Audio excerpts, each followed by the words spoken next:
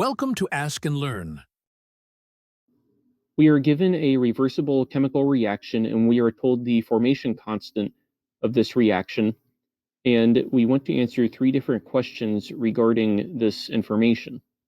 In part A, we want to find the change in Gibbs free energy, delta G, at standard conditions by doing negative RT ln of that given equilibrium constant. So we can plug in everything that we are given in this problem, solve for that change in Gibbs free energy at standard conditions, because we know that R is a constant of 8.314 joules per mole Kelvin.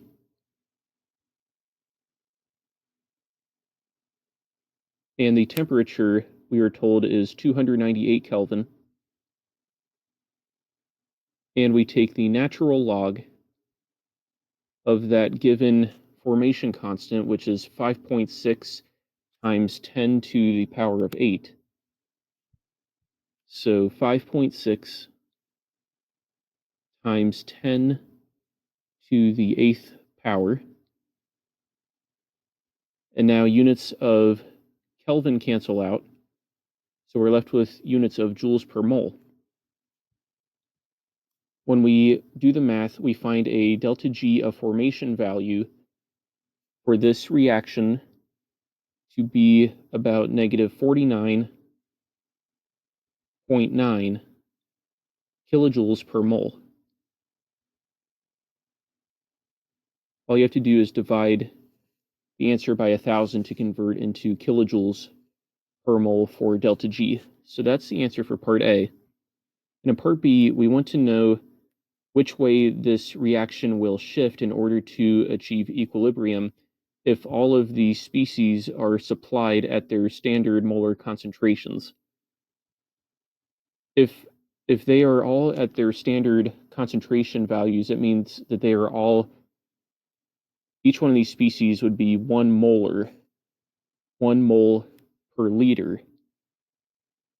And when that's the case, the reaction quotient Q would be equal to the concentration of that product divided by the concentration of Ni2 plus as one of the reactants multiplied by the concentration of NH3, the other reactant, to the power of 6. But if all of these were 1, then this would come out to a value of 1. And when Q is 1, from this equation to find delta G at any conditions, ln of Q is 0. So that term will go away, meaning that delta G is equal to delta G at standard conditions. So what part B is really asking us is, at standard conditions, meaning the conditions present in part A, since we solved for delta G at standard conditions, given this value for the formation constant, will the reaction proceed to the right or the left to achieve equilibrium? So remember that for the equilibrium constants, if K is less than 1, then the reaction will tend towards the reactants or left side of the chemical reaction. If K equals 1, there is no shift in that reaction because it is at equilibrium. And if K is greater than 1, then the reaction will proceed towards the products or the right side in order to achieve equilibrium.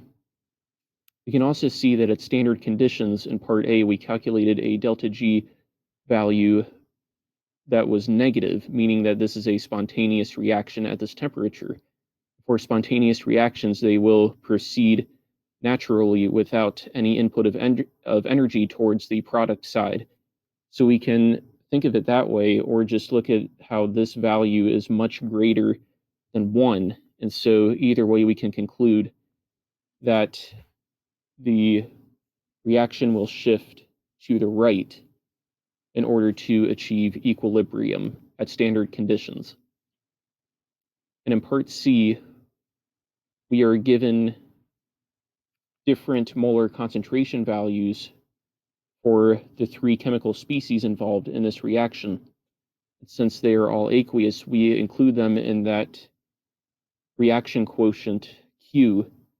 We do the concentration of the product NiNH3 N6 divided by the product of the concentration of the two reactants.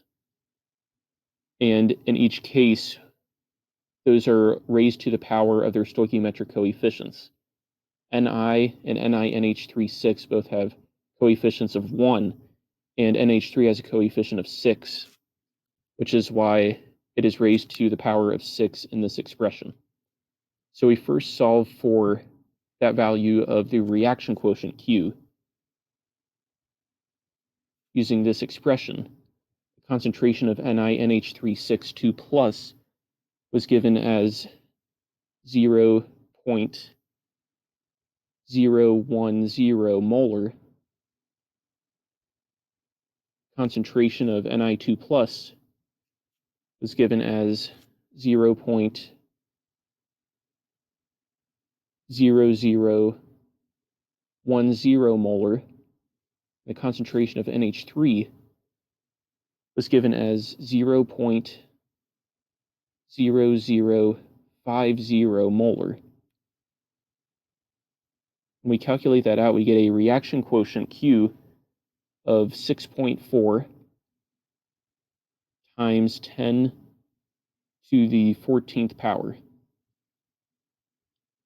And now we plug that in to this equation, and we use this value for delta G at standard conditions that we calculated in part A, solve for delta G at these molar concentration values.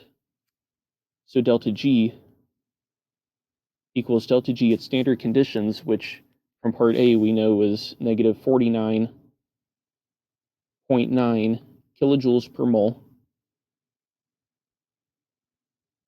And this time we add R 8.314, and we will divide this by 1,000 to get in units of kilojoules per mole times Kelvin, so that we can add it with the delta G at standard conditions.